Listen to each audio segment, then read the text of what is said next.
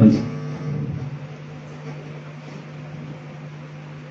ప్రభువును రక్షకుడైన యేసుక్రీస్తు వారి పరిశుద్ధమైన నామంలో కూడా వచ్చిన మీకు అందరికీ నా హృదయపూర్వక శుభవందనాలను తెలియజేస్తున్నాను. ముందుగా సజీవంగా ఈ స్థలం నందు పరిసరాల హాలి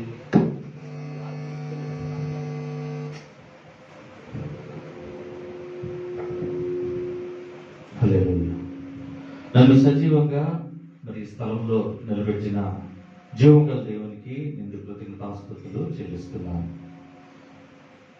నన్ను ఎంతో ప్రేమించి మరి మా కొరకు ఎంతో ప్రార్థించి నన్ను ఆహ్వానించిన జీసస్ కృప ప్రార్థన మందిర సంఘ కాపరి దైవ సేవకులు ఆత్మాభిషిక్తులు సతీష్ గారికి నా హృదయపూర్వక, అలాగే వారి కుటుంబమునకు, నా ఆత్మీయ సంఘమునకు నా ప్రత్యేకమైన వందనాలను తెలియజేస్తున్నాను. మరి నాకంటే ఘనులు ఆత్మాభిషిక్తులు నా వెనక ఆశీనులైన దైవశక్తులందరికీ కూడా నా హృదయపూర్వక శుభవందనాలను తెలియజేస్తున్నాను. మంచిది, దేవాదేవుడు మనందరినీ కూడా సమాయత్తపరిచి సేకరించి పిలిచి గద్దించి ఈ సమయం ముందు ఇక్కడ కూర్చోబెట్టారని నేను అంటున్నాను. మీరేమంటారు? ఏంటండి పండగ కూడా ప్రార్థనేనా? పండగ రోజు కూడా ప్రార్థనేనా? హల్లెలూయా. మేము వస్తూ ఉంటే అసలు అన్నీ ఫుల్లే, పార్కులు ఫుల్లే, రోడ్లు ఫుల్లే, వాహనాలు ఫుల్లే. వాహనాలు కూడా సింగిల్గా వెళ్తలే ఎవరు. ఆ ప్రతి బైక్ మీద ఫ్యామిలీ వెళ్ళిపోతున్నారు. ఎక్కడికి వెళ్ళిపోతున్నారు అర్థం కాకుండా అలా వెళ్ళిపోతున్నారు. కానీ నేను అంటాను, మనందరం కూడా ధన్యులము అంటాను. మనందరం కూడా దేవుని వారసులము అంటాను. మనందరిని బట్టి దేవునికి మహిమ అంటాను. గట్టిగా చప్పట్లు కొడుతూ దేవుని నామాన్ని హల్లెలూయా.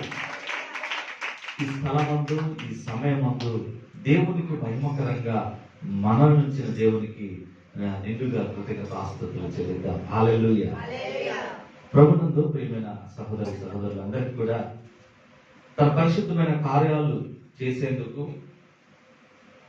తన యొక్క నామాన్ని మహిమపరిచేందుకు, తన యొక్క మార్గములో మనందరినీ కూడా నడిపించేందుకు, తన కొరకు తన సన్నిధానంలో సాక్షులుగా నిలబెట్టేందుకు, మనందరి ద్వారా దేవుని యొక్క మహోన్నతమైన నామాన్ని స్వార్థ పరిచర్య ప్రకటించేందుకు దినదినము మనలను కాచి కాపాడుతున్న ప్రభువైన యేసుక్రీస్తు వారి శ్రేష్ఠ దివ్యనామములో మీకు అందరికీ నా హృదయపూర్వక శుభవందనాలను తెలియజేస్తున్నా. అలాగే నా దైవాశీస్సులు కూడా తెలియజేస్తున్నాను. హల్లెలూయా, హల్లెలూయా.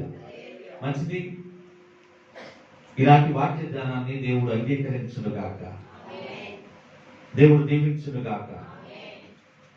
ఇలాంటి వాక్య జ్ఞానాన్ని దినదినము మనకు గుర్తు చేయునుగాక. ఇర్మీయా గ్రంథము 18వ అధ్యాయము 6వ వచనం దయచేసి చదవగలిగిన వారు చదివి సహాయం చేయండి. ఇశ్రాయేలు వారలారా, ఈ కుమ్మరి మట్టికి చేసినట్లు నేను మీకు చేయలేనా? ఇదే యెహోవా వాక్కు. దేవునికి మహిమ కలుగునుగాక. ప్రార్థన. మహాపరిశుద్ధుడా, మహోన్నతుడా, సర్వలోకాలలో నేను ప్రభువా, సర్వ మానవాళిని ప్రతి క్షణము కాపాడుతున్న దేవా, మీకే స్తోత్రాలు, వందనాలైనా. నీ జీవమునిచ్చి, బలమునిచ్చి, మహిమనిచ్చి మమ్మల్ని నడిపిస్తున్నారు. అందుని బట్టి స్తోత్రాలు. ఈ స్థలం ముందు నన్ను మరుగుపరచండి ప్రభువా. మా అందరితో మీరు మాట్లాడండి, మాకు సమాధానాన్ని దయచేయండి.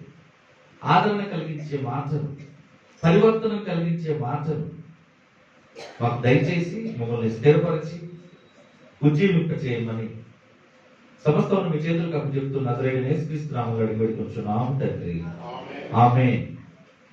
కుమ్మరి వాని చేతిలో మట్టి శుద్ధ ఉన్నట్లుగా యెహోవా వాక్కు ప్రత్యక్షమై ఇరియా ప్రవక్తకు చెప్తున్న మాట ఏంటంటే ఇమియా, నువ్వు ఒకసారి లేచి వెళ్ళవా, కొమ్మరివాని ఇంటికి వెళ్ళు, అక్కడ ఏం జరుగుతుందో ఒకసారి చూడు. కొమ్మరివాని చేతిలో ఏముంటది? మట్టి ముద్ద. ఆ మట్టి ముద్దను అతను ఏం చేస్తాడు? ఆ మట్టి ముద్దను నిర్జీవమైన, ఆకారము లేని, సమతుల్యత లేని, ఎగుడు దిగుడుగా, అంద వికారంగా ఉన్న ఆ మట్టి ముద్దను తీసుకుని అందంగా మలుస్తాడు. ఒక పాత్రగా మలుస్తాడు. ఒక పాత్రగానో, ఒక గిన్నెగానో, ఒక కూజగానో, ఒక మూతగానో, ఒక గిన్నెగానో, ఎలాగైనా సరే పనికి వచ్చే పాత్రగా ఆ మట్టి ముద్దను మారుస్తాడు. అవునంటారా? అవునంటారా కాదంటారా? అలాగే ధైర్యం సతీష్ గారు ఏం చేస్తున్నారు తెలుసా? మిమ్మల్ని నేను ఎప్పుడు పాంప్లెట్ చూసినా ఉపవాసమే, ఉపవాసం ఉపవాసం ఉపవాసం. గోపి గారు ఎప్పుడు సతీష్ గారు చెప్తారు, ఆయన కూడా ఆయన ఉపవాసాలు పెట్టేసేటంటే బాబు అంటాడు. ఎప్పుడు ఉపవాసం. మరి ఉపవాసంలో ఉన్న కీలాక్ వల్ల మరి సతీష్ గారు ఎంత ఆశీర్వదింపబడుతున్నారో ఆయన ఆత్మకు తెలుసు, మీ సంఘానికి తెలుసు. అవునా?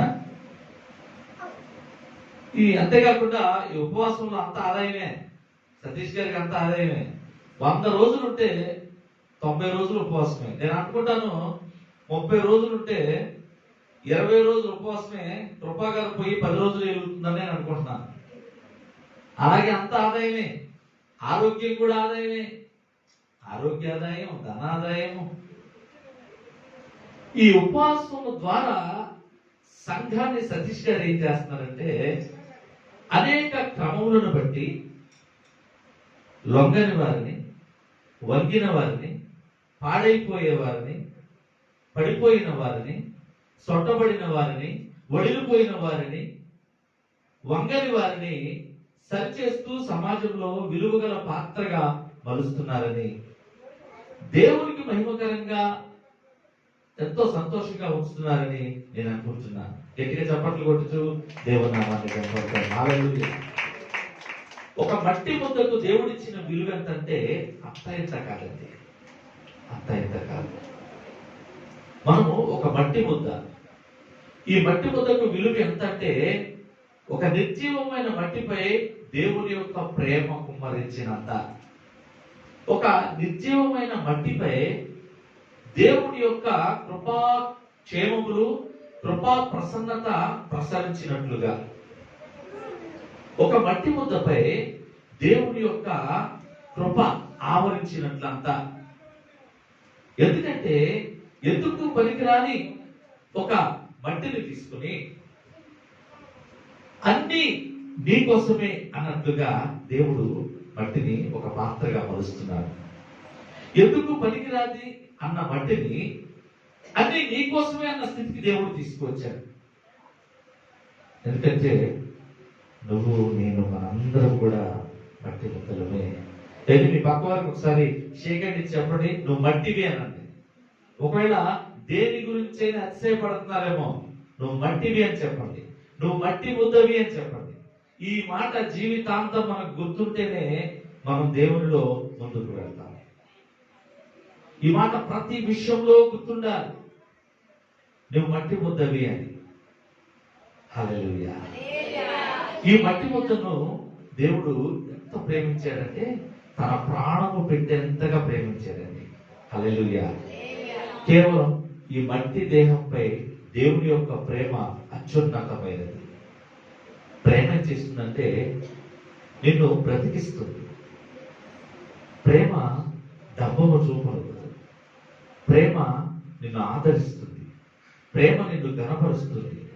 ప్రేమ భరిస్తుంది. ప్రేమ సహిస్తుంది. ప్రేమతో హెచ్చుతగ్గులు ఉండవు. ప్రేమలో ఏకత్వం ఉంటుంది.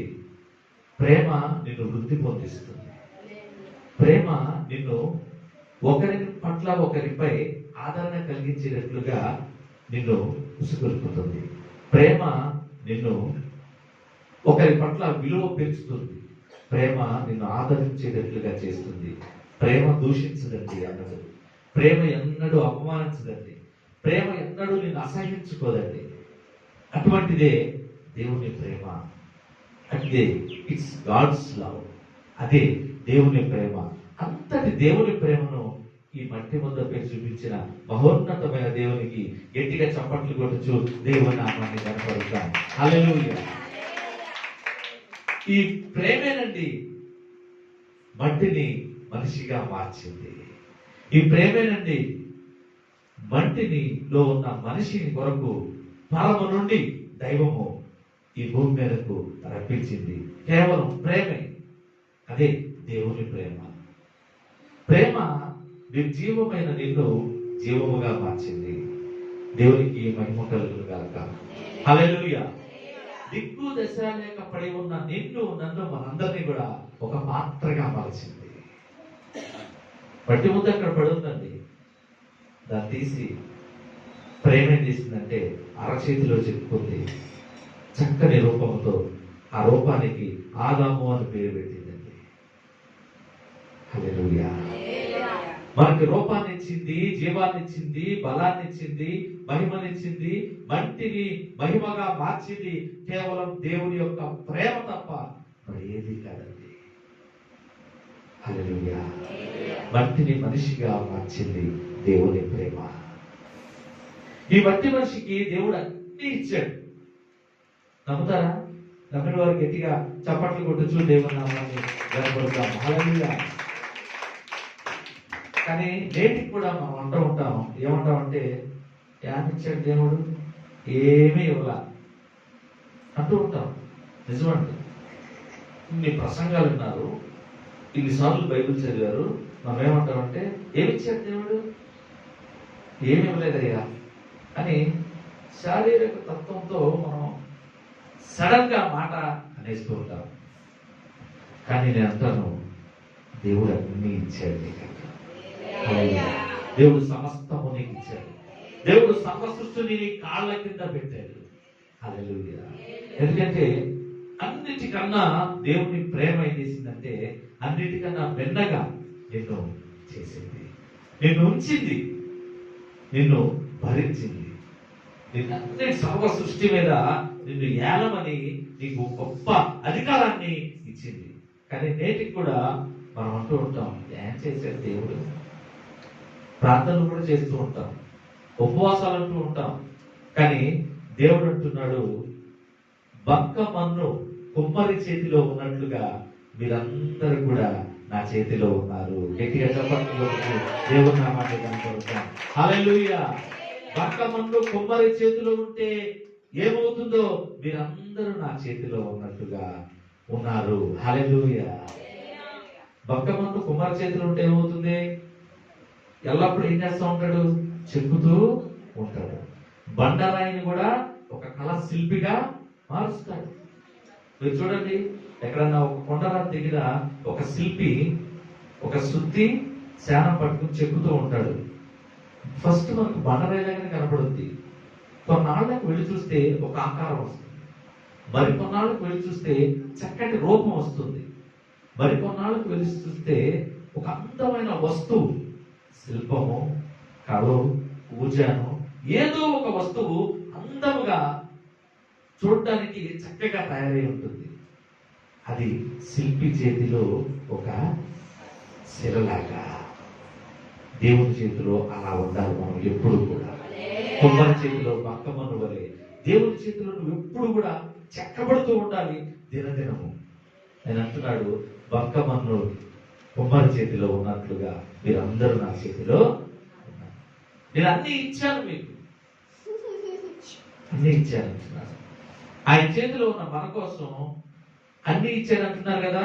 ఏమి ఇచ్చాడని మీరు అనరా? ఏమి ఇచ్చాడా? నాకు ఇల్లు అడిగేంత వరకు ఇవ్వలేదు, అంతేనా? ఆయన మనకు అన్ని ఇచ్చాడు. ఆయన మన కోసం అన్ని ఎత్తుమే కాదండి బాబు, ఒక పెద్ద తోట వేసేసాడండి ఆయన మన కోసం. హల్లెలూయా. పెద్ద తోట వేసేసాడు ఆయన మన కోసం. రండి, ఆదికాండము 2వ అధ్యాయము 8వ వచనం చూద్దాం. లేఖనాలు తెరవండి, ప్రతి ఒక్కరు బైబిల్ చదవండి. ఆదికాండము 2వ అధ్యాయము 8వ వచనం. దేవుడైన యెహోవా తూర్పున ఏదెనులో ఒక తోట వేసి తాను నిర్మించిన నరుని దానిలో ఉంచెను. హల్లెలూయా. బంకమన్ను పెట్టి చేసిన మనిషిని ఎందులో ఉంచాడంటే, దేవుడైన యెహోవా తూర్పున ఏదేనులో ఉన్న తోట, ఏదేను తోట కాదండి, ఏదేను అనే ప్రాంతంలో ఉన్న తోట, అది దేవుని తోట. ఏదేను అనబడిన ప్రాంతంలో ఉన్న దేవుని తోటలో ఆ నరుని ఉంచెను. ఏ నరుడు? ఆదామును ఉంచెను. దేవునికి మహిమ కలుగును గాక. ఇక్కడ వరకు క్లియర్ అందరికి అర్థమైందా? అందరికి అర్థమైన వాళ్ళు గట్టిగా రెండు చేతులు ఎత్తి స్తోత్రములు చెప్తాం. హల్లెలూయా, హల్లెలూయా. వాక్యం కూర్చున్న దేవుని బిడ్డ, దేవుడు మనందరి కోసం సర్వ సమృద్ధి గల, సర్వ సౌఖ్యములు గల తోటను ఏనాడో ఏర్పరిచాడు. ఈనాడు మనం ప్రార్థన చేస్తూ ఉంటాం, అయ్యా దేవుడు నాకేం ఇవ్వలేదు, నాకేం చేయలేదు, నాకు నేనేమడిగినా కార్యం జరగట్లేదు అని. కానీ సకల సౌఖ్యములు గల తోటను వేసి ఉంచాడు. ఆ తోటలో లేనిది అంటూ లేదు. ఆ తోటలో ఇది లేదు అని చెప్పుకోవడానికి కూడా ఒక వస్తువు కూడా మనకు లేదు. లోకంలో సర్వ మానవ వాళ్ళకి అవసరాలు తీర్చగలిగేదంతా ఆ తోటలో అన్ని ఉన్నాయి. ప్రతి అవసరము తీర్చబడేలా దేవుడు ఆ తోటలో పొందుపరిచి ఉంచాడు.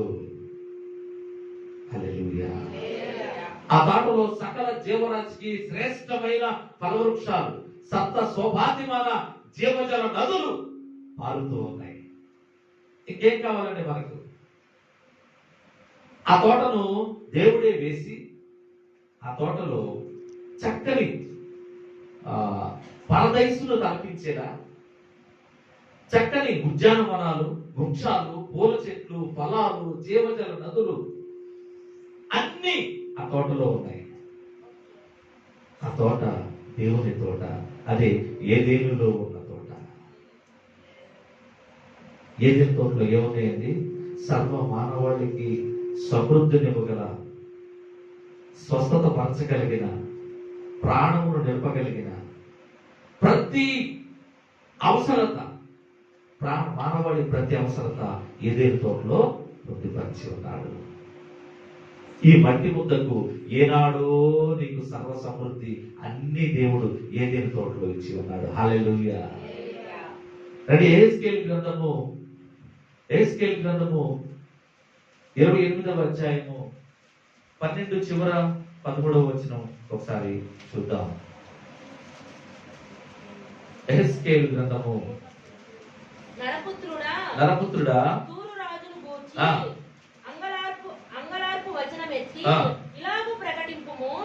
ప్రభువైన యెహోవా సెలవిచ్చినదేమనగా, పూర్ణ జ్ఞానమును సంపూర్ణ సౌందర్యమును గల పట్టణమునకు మాదిరివి. ఎవరు? ఈ మట్టి ముద్ద. ఈ మట్టి ముద్ద చదవమ్మా. దేవుని తోటయగు ఏదేనులో నీవుంటివి. మాణిక్యము, గోమేధికము, సూర్యకాంతమణి, రక్తవర్ణపు రాయి, ఫిలిమోను రాయి, బరకతము,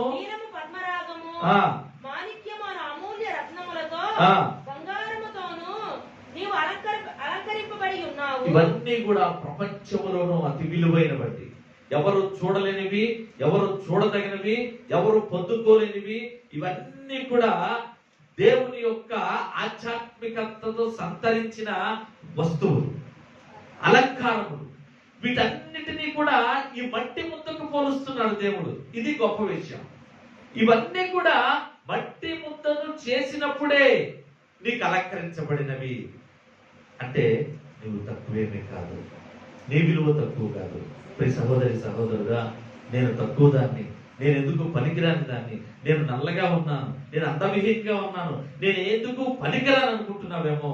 ఇగో దేవుడు నిన్ను ఇటువంటి బంగారము, గోమేధికము వంటి వాటితో సరిపోల్చి, ఇదిగో నీవు దానికి అమర్చబడిన దానవు, నీవు వీటితో సరిపడగల వాడవు అని ఆనాడే ఏదేని తోటలో అన్ని పొందుపరిచాడు ఈ మట్టి ముద్ద కొరకు. హల్లెలూయా, హల్లెలూయా.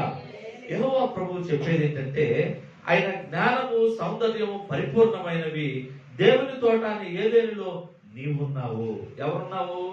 మనందరము కూడా ముందే ఉన్నావు. అన్ని రకాల ప్రశస్తమైన రత్నాలు నీకు అలంకారముగా ఉన్నవి. మనకి ఇప్పుడు లేవేమో కానీ మనందరం కూడా ఈ మట్టి దేహము వాటన్నిటితో కూడా సమానము. మాణిక్యము, గోమేధికము, వజ్రము, వైడూర్యము, మిశ్రమ వర్ణరత్నము, నీలము, పద్మరాగము, పచ్చ, బంగారములు అవి పొదుగు ఉన్నవి. నిన్ను సృజించిన రోజే ఇవన్నీ నీకు అమర్చబడినవి, ఇవన్నీ నీకు తయారయ్యాయి. హల్లెలూయా. ఇవన్నీ కూడా ఎందులో ఉన్నాయి? ఎందులో ఉన్నాయి? ఏదెను అనే ప్రాంతంలో దేవుని తోట అనే తోటలో ఉన్నాయి. హల్లెలూయా. అంతేకాకుండా దేవుడు గొప్ప అధికారం కూడా మనకి ఇచ్చి ఉన్నాడు. ఏ అధికారం అంటే సమస్తము ఏలండి, సమస్తమును పరిపాలించండి, సమస్తమును ఏలి అభివృద్ధి పొంది సంఖ్యలో కూడా మీరు అధికండి అని ఆయన ఆదికాండము 1వ అధ్యాయము 28లో చెప్తున్న మాట. అధికారం ఇచ్చాడు, గొప్ప అధికారం. ఎలాంటి అధికారం అంటే అది సర్వ సృష్టి మీద అధికారము ఒక్క సర్వ మానవాళికే ఇచ్చాడు తప్ప మరి ఎవ్వరికి ఇవ్వలేదండి. చదువు 28వ వచనం. దేవుడు వారిని ఆశీర్వదించెను. ఆ. ఎట్లనగా మీరు ఫలించి అభివృద్ధి పొంది విస్తరించి భూమిని నిండించి దానిని లోపరుచుకొనుడి. సముద్రపు చేపలను, ఆకాశ పక్షులను, భూమి మీద ప్రాకు ప్రతి జీవిని ఏలుడని దేవుడు వారితో చెప్పాను. ప్రతి జీవిని ఏలుడు. సమస్తమును పరిపాలించండి, భూలోకమంతా విస్తరించండి, దాన్ని లోపరుచుకోండి, ప్రతి దాని మీద పరిపాలన చేయండి, ప్రతి దాని మీద మీరు ఏలుబడి చేయండి అన్నాడా లేదా? ప్రతి దాన్ని పరిపాలించండి అన్నాడా లేదా? అన్నిటిపై ఏలుబడి చేయమన్నాడా లేదా? ఏంటాడు చూస్తున్నారు? లేఖనాలు ఉందా లేదా? ప్రతిదీ మనకన్నా తక్కువేనా కాదా? ప్రతి దాని మీద మనకి అధికారం ఇచ్చాడా లేదా? ప్రతి దాన్ని అనుభవించండి అన్నాడా లేదా? పరిపాలించండి అన్నాడా లేదా? హల్లెలూయా. దేవుడు ప్రతి విషయం మీద, సృష్టి అంతటి మీద మనకి ఏమి ఇచ్చాడంటే అధికారం ఇచ్చాడు. అధికారం ఇచ్చి మనందరికీ కావలసినన్ని ఏదెను అనే ప్రాంతంలో దేవుని తోటలో ఉంచాడు. మరి దేవుడు నాకు ఏమీ ఇవ్వలేదు అంటవే చెబుతున్నాం. అక్క ఎన్నిసార్లు ప్రార్థన చేసినా నాకు ఏమీ ఇవ్వట్లేదు దేవుడు అని చెబుతున్నారు. ఓ సాగు తీసుకుంటారు. అవునంటారు కదంటారా? మనం చటుక్కున గబాలున సడన్ గా అనే మాట ఏంటంటే, సతీష్ గారు 3 రోజులు ప్రార్థన పెట్టాడు. అక్క చలవమక్క, పండగ అత్తగారింటికి వెళ్ళనివ్వలా, వద్దన్నాడు. నువ్వు ఉండాల్సిందే, కార్యం జరిగింది అన్నాడు. ఏం జరగలేదు అక్క. ఏం జరుగుద్ది? నీకు విశ్వాసం ఉంటే సచ్చేగా, నీకు నమ్మకం ఉంటే సచ్చేగా. దేవుడు నీ ఎడల ఎప్పుడో ఏనాడో నా ఎడల బంగారం వంటి కార్యాలు చేసేసి ఉంచాడు. ఈ సృష్టి మీదే నాకు అధికారం ఇచ్చేశాడు, నాకు ఇచ్చేశాడు. నేను ప్రార్థన చేయడమే లేటు, నేను నమ్మటమే లేటు, నేను విశ్వాసం ఉంచడమే లేటు అని అనుకుంటేగా సతీష్ గారు ఉన్నాడు, ఆయన చేస్తాడు. లాస్ట్లో వెళ్దాం, పాటలు అయిన తర్వాత వెళ్దామే. పాటలు అయిన తర్వాత కూర్చొని వచ్చేద్దాం. మాటలు గర్భఫలం కావాలి, నువ్వు నమ్మవు. నీకు ఉద్యోగం కావాలి, నువ్వు విశ్వసించవు. ఎట్లా? ఆయన అంటున్నాడు నీకు నమ్మకం ఉందా అంటాడు. ఒకళ్ళు వచ్చి అయ్యా నీకు నమ్మకం ఉంటే చెప్పు. ఒకళ్ళు వచ్చి అయ్యా నన్ను రక్షిస్తావా అంటే నీకు విశ్వాసం ఉంటే పో అంటాడు. మనకేమో మన కార్యం పట్ల నమ్మకం ఉండదు, కార్యం జరిగిపోయేలా. అదేమంటే పాస్టర్ గారు సరిగ్గా చేయలేదు, అక్కడ జరుగుతున్నాయి అంటారు, అక్కడ జనాలు బాగా వెళ్తున్నారు, అక్కడ ప్రార్థన బాగా జరుగుతుంది అంటారు, చేసేసారు. ఎందుకు జరుగుతుంది? ఎందుకు జరుగుతుంది? మనం నమ్మాలి, విశ్వసించాలి. దేవుని కార్యం పట్ల దేవుడు ఈ పనిని నాకు చేయగలడు, దేవుడు తగిన సమయమందు నాకు గర్భఫలాన్ని ఇవ్వగలడు అని నువ్వు ధైర్యంగా ఉండాలి. దేవుడు నాకు తగిన సమయమందు అర్హత కలిగిన ఉద్యోగాన్ని నాకు తప్పకుండా ఇవ్వగలడు అనే నిరీక్షణ కలిగి నువ్వు ఉండాలి. దేవుడు తగిన సమయమందు అన్ని వనరులను ఏర్పరిచిన తర్వాత నా గృహము కట్టగలడు అనే నిరీక్షణతో నువ్వు ప్రార్థన చేయాలి. ఆగిపోకూడదు, అలసిపోకూడదు, నువ్వు ఏనాడు కూడా చతికిలు పడిపోకూడదు, వెళ్ళిపోవాలి, సాగిపోతా ఉండాలి ముందుకు నీ ప్రార్థన. దేవుడు నీ యొక్క సాగిపోవడాన్ని చూసి దేవుడు ఉత్సాహపడి ఇంకొన్ని దీనులను, ఇంకొన్ని ఆశీర్వాదాలను నీకు దారి మార్గంలో ఇస్తూ ఉంటాడు. హల్లెలూయా. ఇక్కడ అదే జరిగింది. ఏది? విశ్వాసం ఉండదు కానీ, నమ్మకం ఉండదు కానీ మనకు అన్నీ కావాలి. దేవుడు ఏనాడో ఇచ్చాడు కానీ మనం అవి నమ్మట్లా. ఇప్పుడు ఇవ్వు అన్నాడు. ఓ పిచ్చోడా నీకు ఎప్పుడో ఇచ్చానరా అన్నాడు. ఏమిచ్చాడు? ఏముంది అందులో?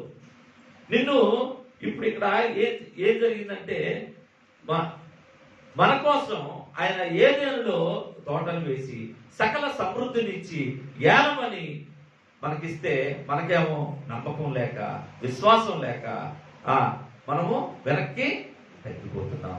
కార్యాలు జరగడం లేదని మనమే నిందించుకుంటున్నాం, దేవుడి మీద నిందించుకుంటున్నాం, దైవ సేవకుల మీద మనం నిందలు మోపుతున్నాం. హల్లెలూయా.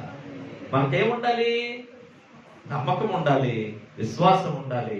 ఈ రెండింటి మీద మన నావా సాగాలి. 1 తిమోతి పత్రిక 2వ అధ్యాయం 14వ వచనంలో ఒకసారి చదవండి.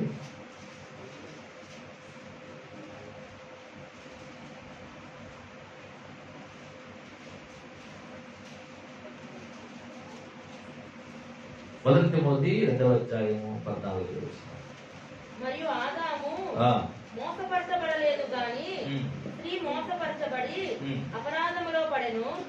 అయినను వారు స్వస్థ బుద్ధి కలిగి విశ్వాస ప్రేమ పరిశుద్ధతల యందు నిలకడగా ఉండిన ఎడల శిశు ప్రసూతి ద్వారా ఆమె రక్షింపబడును. ఆమె అక్కడ ఆజ్ఞను మీరి ఆదాము అవ్వ ఏం పోగొట్టుకున్నారంటే, ఆజ్ఞను మీరి వాళ్ళు పరలోకమును పోగొట్టుకున్నారు. దేవుని ఆజ్ఞను ఏ పరిస్థితుల్లోనూ మనం మేరకూడదు. నువ్వు ఉన్న పరిస్థితులు నీకు ఎదురు కావచ్చు, నీవు ఉన్న పరిస్థితులు నిన్ను అపనిందల పాలు చేయవచ్చు, నీవున్న పరిస్థితులు నిన్ను అవమానించవచ్చు, కానీ దేవుని ఆజ్ఞను మాత్రం ఏనాడు కూడా నువ్వు మేరకూడదు. దేవుని ఆజ్ఞను మేరకుండా మనము దేవుని సంకల్పాన్ని నెరవేర్చే వారిగా ఉంటే, దేవుని మార్గాన్ని, నీ మార్గాన్ని దేవుని మార్గంలో కలపగలిగితే, దేవుని మార్గానికి అప్పచెప్పగలిగితే తప్పకుండా నిన్ను దేవుడు పరలోక వాసిగా చేస్తాడు, ఆశీర్వాదాలకు కర్తగా చేస్తాడు. ఆదాము అవ్వలాగా ఏదైనా తోట నుండి బయటికి గెట్టే వాళ్ళగే ఆజ్ఞను మీరారు, పరలోకాన్ని పోగొట్టుకున్నారు. ఏదైనా తోటలో ఏముంది అంటే నమ్మకం, విశ్వాసం ఏదైనా తోటలో దేవుడు ఉంచాడు. ఎలాగో మనకు కావలసినవన్నీ అందులోనే ఉంచాడు, ఆనాడే తయారు చేశాడు.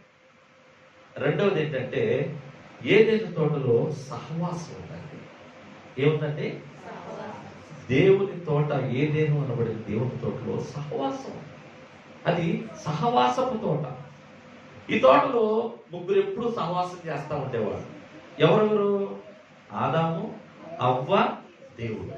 వీరు ముగ్గురు కూడా సహవాసం చేస్తూ ఉండేవారు. రోజు చల్లపూట ఎలా దేవుడు వచ్చి, ఆదామా ఏంటి విషయాలు, అవేమంటుంది, మీరిద్దరు ఎలా ఉంటున్నారు, పరలోకపు ఆధ్యాత్మిక విషయాలు మహిమ శరీరంతో ఉన్న వారితో మాట్లాడుతూ దేవుడు వారితో సంభాషిస్తూ చక్కని మాటలు చెప్తూ పరలోక సంబంధమైనవి మాట్లాడుకుంటూ దేవుణ్ణి ఎలా గణపరచాలో వీరిద్దరికి చెబుతూ ఉంటూ చక్కగా రోజులు గడుస్తూ ఉన్న సహవాసం. రోజు ప్రతిరోజు వీరిద్దరితో ఎవరు కలవడానికి వస్తున్నాడు? దేవుడు సహవాసం చేయడానికి వస్తున్నాడు. అంటే దేవుడు మానవునితో సహవాసం చేయడు. దేవుడు మానవునితో సహవాసం చేయడానికి ప్రతిదినము దేవుని సన్నిధి ఆదాము హవ్వలు ఉన్న ప్రదేశం అంటే ఏదేనులోని దేవుని తోటలో ఉండడం. అంటే దీన్ని బట్టి మనకు ఏమర్థం అవుతుందంటే దేవుడు ఒంటరిగా ఉండక మానవుని సహవాసముగా చేసుకున్నాడు అని అర్థమవుతుంది. నమ్మిన వారు గట్టిగా చప్పట్లు కొట్టుచు దేవుని నామాన్ని కనపడతాం. హల్లెలూయా. కాబట్టి అర్హత లేకున్నా, అర్హతలో మనం లేకున్నా మనకు అర్హతనిచ్చి, అర్హత గల వాణిగా చేసి, అర్హత గల వాణిగా మనలను ఎంచి, తన ఉన్నతమైన పరిచర్యలో నియమించి, అర్హత లేకున్నా అర్హత గల వాణిగా మనల్ని సహవాసులుగా చేసిన ఆ మహోన్నతునికి నిండు కృతజ్ఞతాస్తుతులు చెల్లిద్దాం. రెండు చేతులు ఎత్తి స్తోత్రములు చెల్లిద్దాం. హల్లెలూయా, హల్లెలూయా. యేసు ఆ రోజు సహవాసం చేయాలనుకుంటున్నాడు, చేశాడు.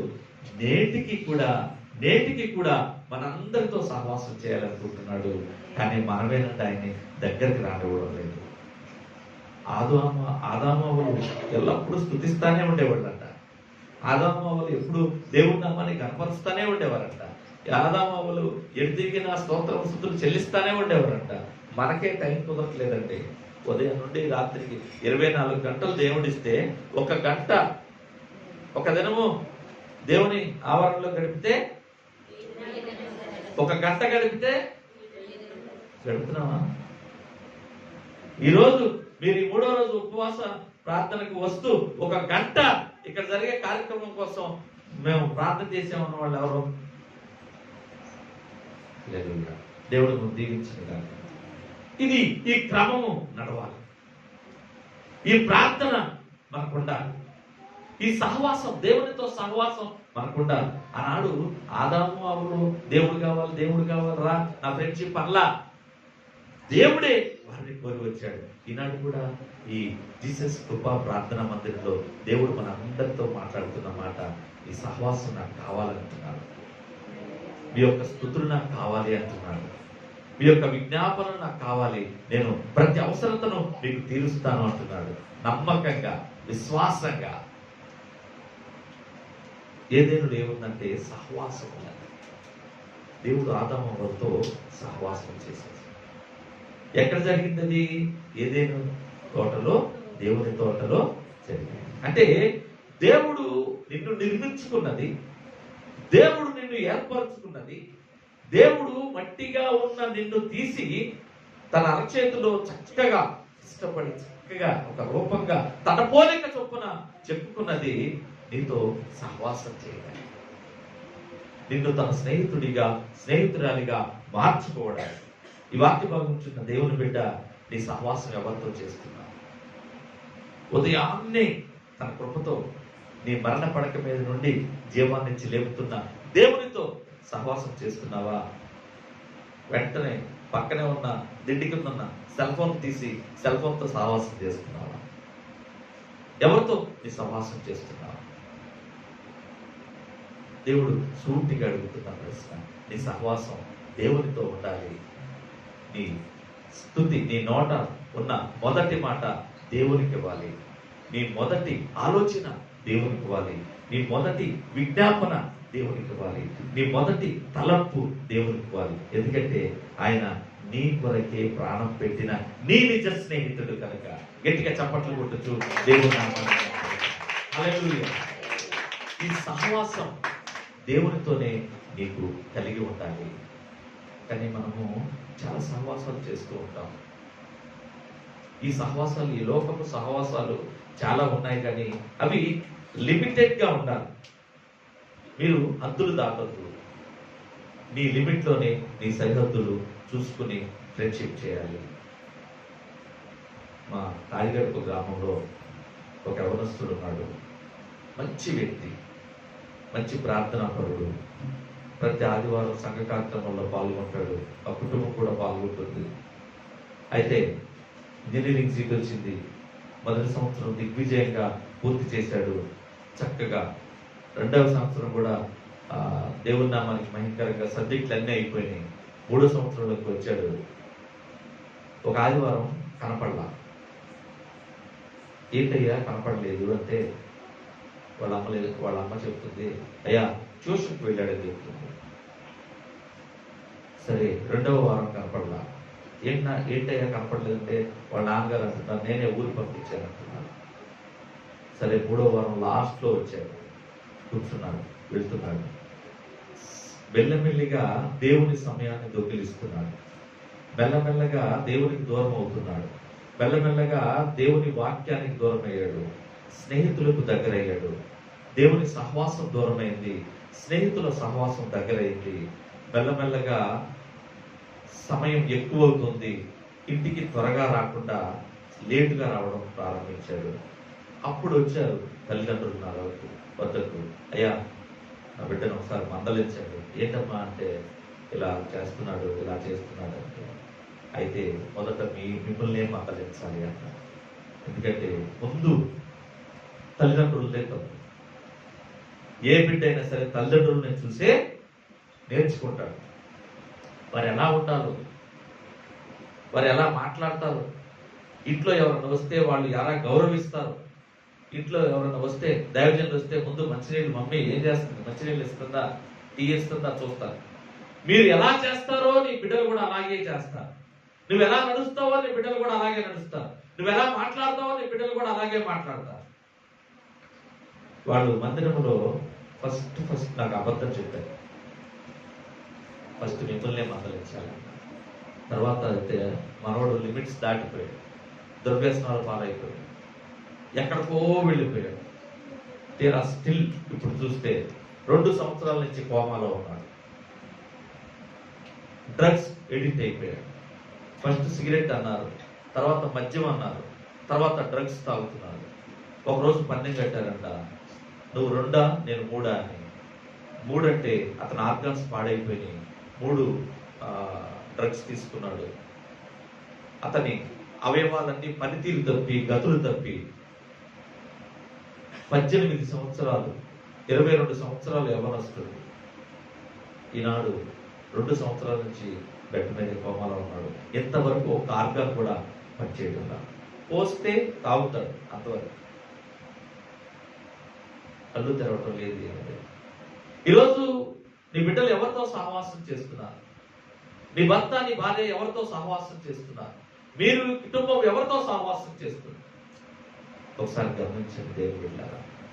నీ సహవాసం దేవుడితో ఉంటే దేవుడే నిన్ను క్రమబద్ధతలో నడిపిస్తాడు. ఎందుకంటే నువ్వు కోరుకోవాల దేవుడిని, దేవుడే నీ సహవాసం కోరుకున్నాడు కనుక, నీ కొరకు ప్రాణం పెట్టగలిగిన వాడు కనుక. ఈ లోకంలో ఎవరు నీ ప్రాణం పెట్టరు, ఎవరు నీ మేలు కోరరు. నీ మేలు కోరి నిన్ను మంచిగా నడిపేది నీ సహవాసం కోరిన నీ నిజ స్నేహితుడు నజరేయుడైన యేసుక్రీస్తు. గట్టిగా దేవుని నామాన్ని కనపరుద్దాం. హల్లెలూయా, హల్లెలూయా. సౌలు గారు దావీదును తరుముతున్న రోజులలో దావీదు కనపడితే తల లేపేద్దాం, ఖండాలుగా చీల్చేద్దాం అన్న సౌలుకి అంత కోపం. దావీదు గుహల్లో, అడవుల్లో, చెట్లలో తిరుగుతున్న రోజుల్లో సౌలుకు భయపడి దావీదుకి ఒక మంచి స్నేహితుడిని ఏర్పాటు చేశాడు. ఎవరు? యోనాతాన్. యోనాతాన్ ఎవరు? సౌలు కుమారుడే. ఈరోజు నువ్వు చేయబోయే స్నేహం, చేస్తున్న స్నేహం ఎలా ఉండాలంటే నీ కుటుంబానికి మేలుకరంగా, దేవునికి మహిమకరంగా ఉండాలి. హల్లెలూయా. అలా ఉంటేనే నువ్వు స్నేహం చేయాలి. నీ స్నేహము దేవునికి మహిమకరముగా ఉంటేనే నీకు అభివృద్ధి, మేలు ఒక్క విషయంలో తెలిసిపోతుంది. నీకు మేలుకర విషయంలో ఒక్క విషయంలో తెలిసిపోతుంది. నువ్వు దేవుడితో సహవాసం చేస్తే నీకు నీ తోటి తిరిగేవాడు సమవుజ్జియా కాదా అని దేవుడే నీకు తెలుపుతాడు. చూడండి, తండ్రి ఎవరి పక్కన ఉంటే కుమారుడు వాళ్ళ పక్కన ఉంటాడా అన్నాడా? తండ్రి మాట వింటాడా? కానీ ఇక్కడ స్నేహం ఏమైందంటే దేవునికి మహిమ తెచ్చిందండి. సౌలు కుమారుడే యోనాతాను, కానీ తండ్రే, రాజే, కానీ తనలో ఉన్న కపట బుద్ధిని గ్రహించాడు. పనివాడే దావీదు, వీళ్ళ పనివాడే, కానీ దావీదులోని యథార్థతను, నీతిని, క్రమబద్ధమైన దేవుని దృష్టిలో నీతిగా జీవించాలనే ఒక క్రమబద్ధమైన ఆచరణను కనిపెట్టిన యోనాతాను ఏం చేశాడంటే, ఎవరికీ ఇబ్బంది కలగకుండా, తండ్రి ఎన్నిసార్లు వీరి మీద ఆ ఈట విసిరిన, ఖడ్గాలు విసిరిన, చంపమని పురమాయించిన, చక్కగా యోనాతాను దావీదును తప్పిస్తూ రక్షిస్తూ ఎవరికి ఇబ్బంది లేకుండా దావీదును ఎన్నో సార్లు సౌలు యొక్క ఖడ్గం నుంచి తప్పించి మంచి ప్రాణ స్నేహితునిగా నిలిచాడు బైబిల్ చరిత్రలో. అంతేకాకుండా నీ స్నేహం ఏమవుతుందంటే నీ కుటుంబానికి ఆశీర్వాదమే కాకుండా నీ బిడ్డలకు మేలుకరంగా ఉంటుంది. నువ్వు లేకపోయినా నీ స్నేహము, నీ మంచి స్నేహము, నీ దేవునికి మహిమకరంగా ఉన్న స్నేహం ఏంటంటే నీ కుటుంబానికి కంచిగా ఉంటుంది. ఆనాడు యోనాతాను స్నేహం చేసి దావీదును కాపాడిన ఆ స్నేహం ఏమైందంటే ఎక్కడో పెంట కుప్పంలో ఉన్న యోనాతాను కుమారుడు అంగవైకల్యుడు అయిన లోదెబారులో ఉన్న మెఫీబోషెతును రాజు భోజనం తినేటట్లు చేసింది యోనాతాను దావీదుతో చేసిన స్నేహం. గట్టిగా చెప్పండి. దేవుని నామాన్ని కనపరుస్తాడు. అది దేవునికి మహిమ తెచ్చే స్నేహం. అలాంటి స్నేహాన్ని ఈరోజు నువ్వు చేయాలని దేవుడు చెప్తున్నాడు. ఏదైనా తోటలో దేవుడు ఏముంచాడంటే సహవాసం ఉంచాడండి. ఏ సహవాసం అంటే దేవునికి మహిమ గల సహవాసం, దేవునికి మహిమ తెచ్చే సహవాసం. ఏదైనా తోట సహవాసము తోట. ఈ స్నేహం నీకు మేలుకరం, నీ తరానికే రక్షణ. యోనాతాను కుమారుడికి ఆస్తి అంతా ఇచ్చేసాడంట దావీదు. ఎందుకని? ఆనాడు యోనాతాను చేసిన స్నేహం పవిత్రమైనది, దేవునికి మహిమ తెచ్చే. అలాంటి స్నేహం నువ్వు చేయాలి. అలాంటి సహవాసాన్ని నీ బిడ్డలకు కలిగేటట్లుగా నువ్వు బిడ్డల్ని చూసుకోవాలి. హల్లెలూయా. దావీదు అనేక మార్లు స్వార్థ చింతన లేకుండా దావీదు యోనాతాను పలుసార్లు సౌలు ఖడ్గం నుంచి తప్పించడమే. మరి ఈరోజు నువ్వు ఎవరితో సహవాసం చేస్తున్నావో ఒకసారి గమనించండి, బిడ్డలు గమనించండి. ఈ సహవాసపు తోటలో ముగ్గురు సహవాసం చేశారు. ఆదాము, హవ్వ, దేవుడు. నీవు, నీ భార్య, దేవుడు. నీవు, నీ భర్త, దేవుడు. నీవు సెల్ఫోనా, టీవీనా? హల్లెలూయా. ఒక సర్కస్ వాడు ఒక సింహాన్ని, ఒక కుక్కను ఒక బోన్లో వచ్చాడు. అవి చాలా అన్యోన్యంగా తారతమ్యాలు మర్చి, రాగద్వేషాలు మర్చి జీవిస్తూ ఉన్నాయి. కొన్నాళ్ళు అయిన తర్వాత ప్రేమ, విభిన్నమైన ప్రేమ. యాక్చువల్గా సింహము కుక్కను తినేస్తుంది, కానీ ఆ ప్రేమ ఎలా పెరిగిందంటే ఒక దైవ చింతన ప్రేమలాగా పెరిగింది.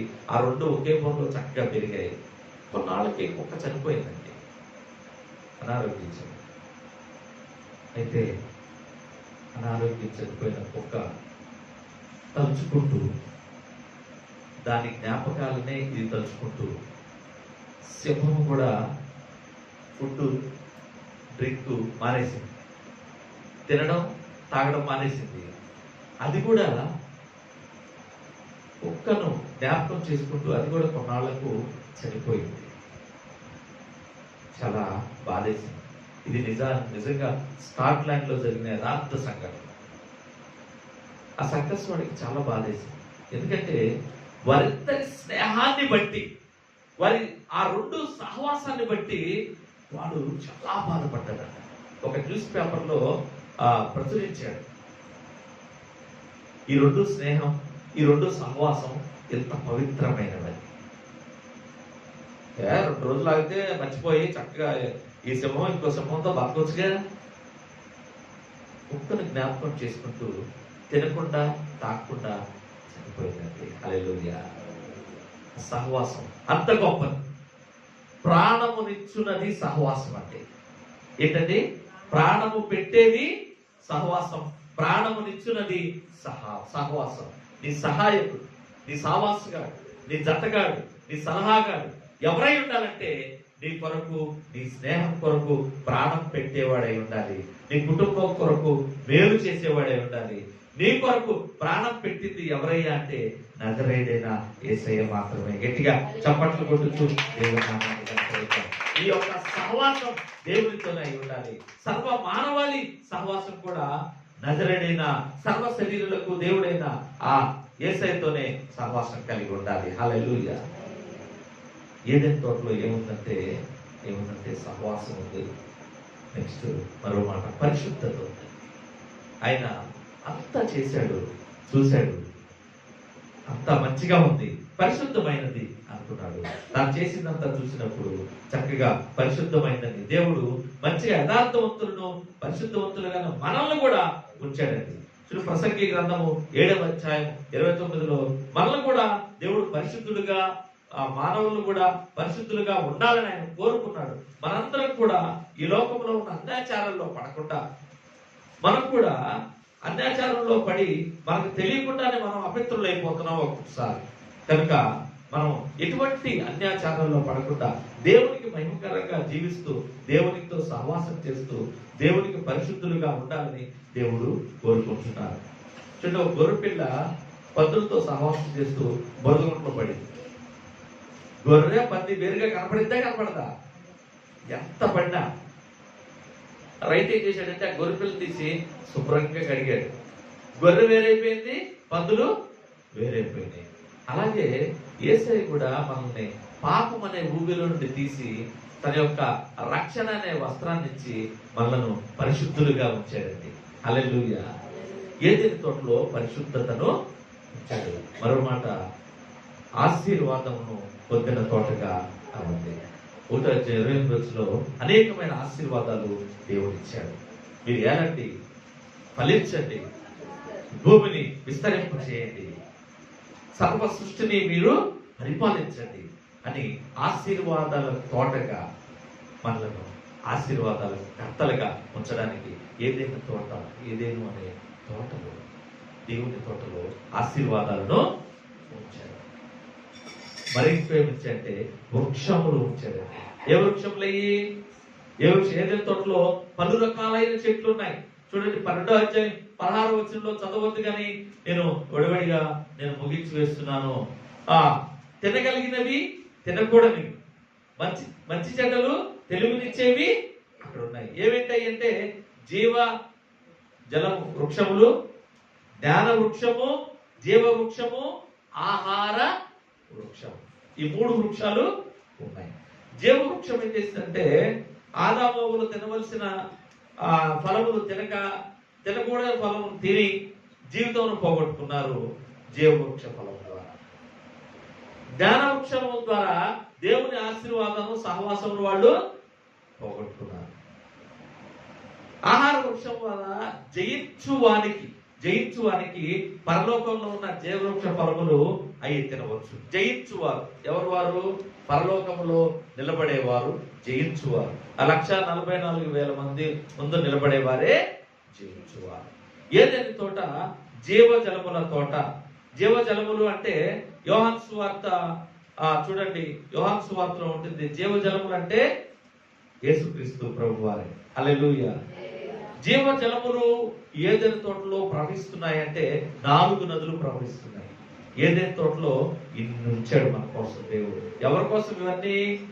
మట్టి ముద్దైన మన కోసం ఏదైనా తోటలో ఇన్ని ఉంచాడు. చూడండి, పీషోన్ నది, గీహోన్ నది, కిద్దికేల్ నది, యూఫ్రటీస్ నది. ఈ నదుల ద్వారా మనం చదువుకున్నామే, గోమేధికము, బంగారము, వజ్రవైడూర్యము, పచ్చ, ఇవన్నీ కూడా పీషోన్ నది వెంబడి. హల్లెలూయా. ఇవన్నీ కూడా మనకు ఏదైనా తోటలో పొందుపరచున్నాయి. ఎవరి కోసం?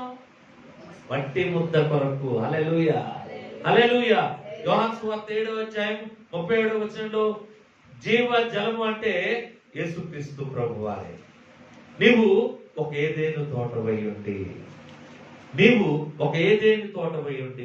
దేవుని తోట అనిపించుకున్న ఆ తోట పొందిన అనేకమైన ఆశీర్వాదాలు, దీవెనలను దేవుడు నీ దీవెనకరముగా నీకు ఇవ్వడానికే అవన్నీ నీవు పొంది గొప్ప దీవెనకరముగా ఈ సర్వ సృష్టికి ఉండాలని దేవుడు ఏదైనా తోటలో వీటన్నిటిని పెట్టాడు.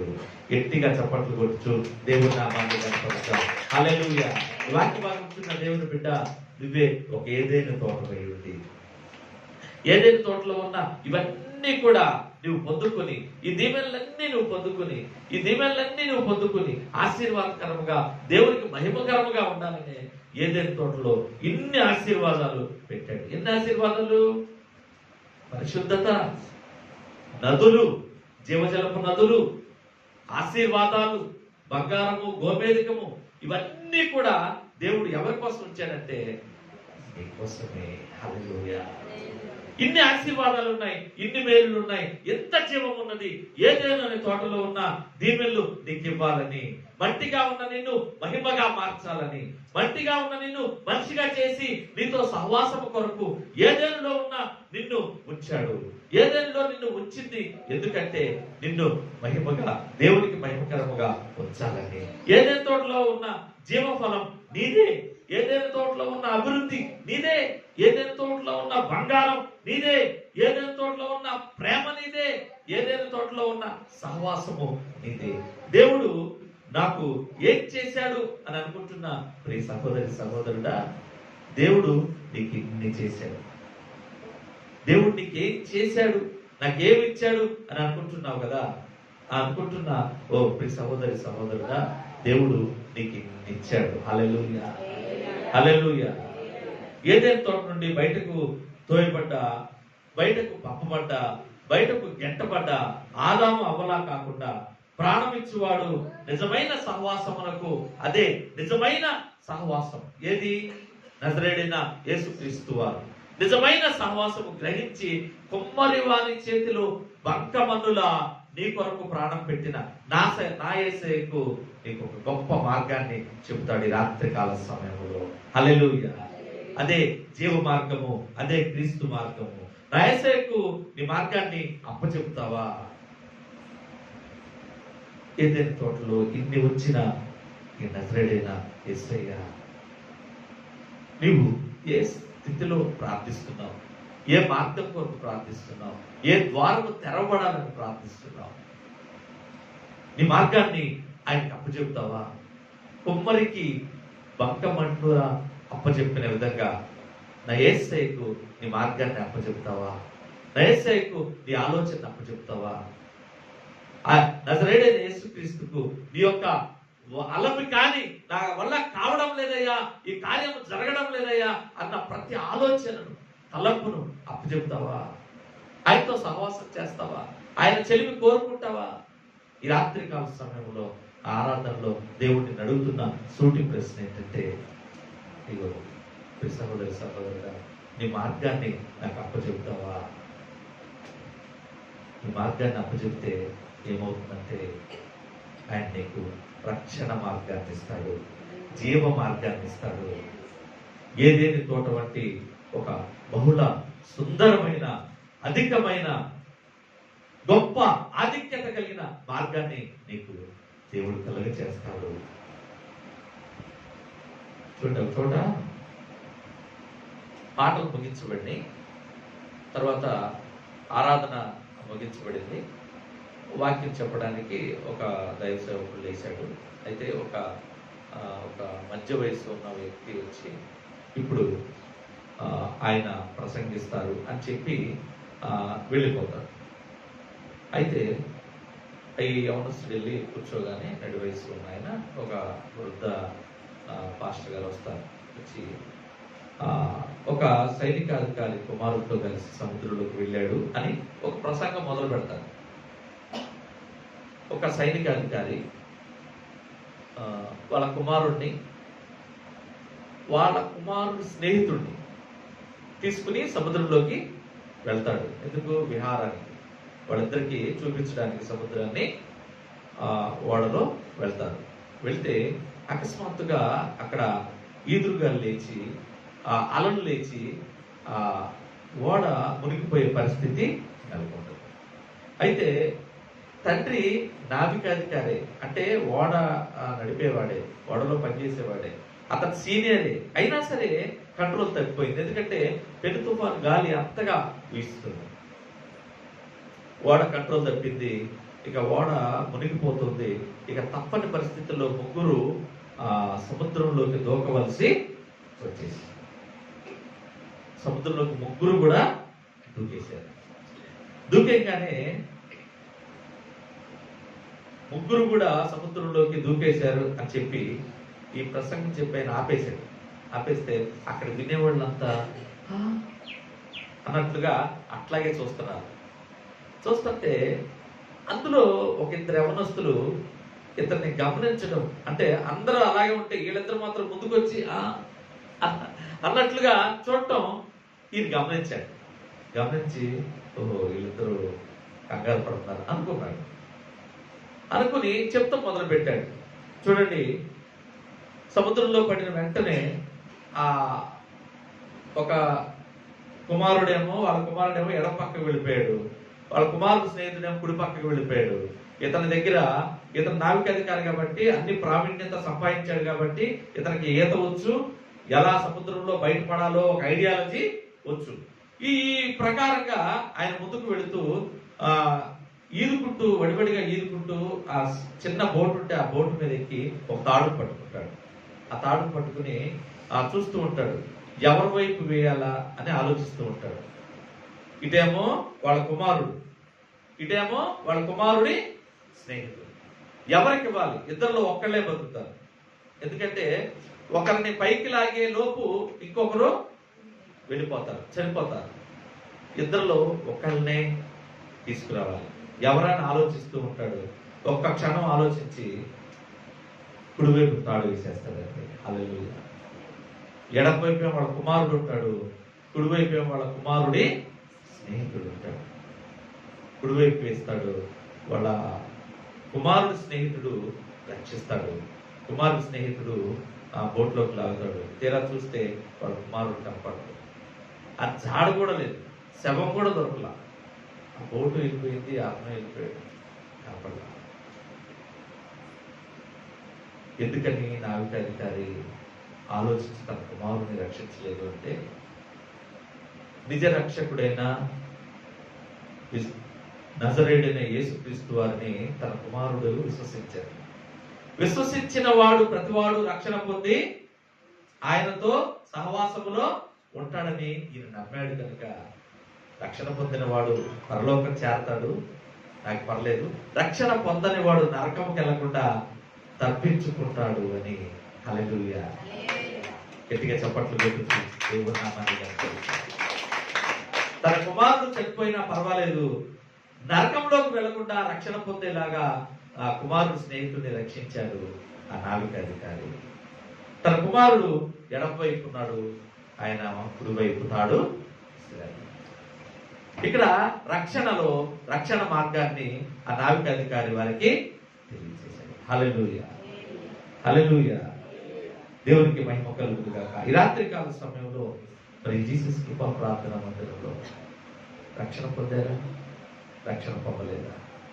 రక్షణ పొందకపోతే దేవాది దేవుడు నిన్ను హెచ్చరిస్తున్నాడు, నీవు రక్షణ మార్గంలో ఉండాలి. ఈరోజు ఏదైనా తోటలో ఏ మార్గం ఉందో రక్షణ మార్గము దేవుడు పంపించాడు. హల్లెలూయా. అయితే ఈ రక్షణ తన కుమారుడు స్నేహితుడిని రక్షించాడు అనగానే ఆరాధన ముగిసిపోయింది.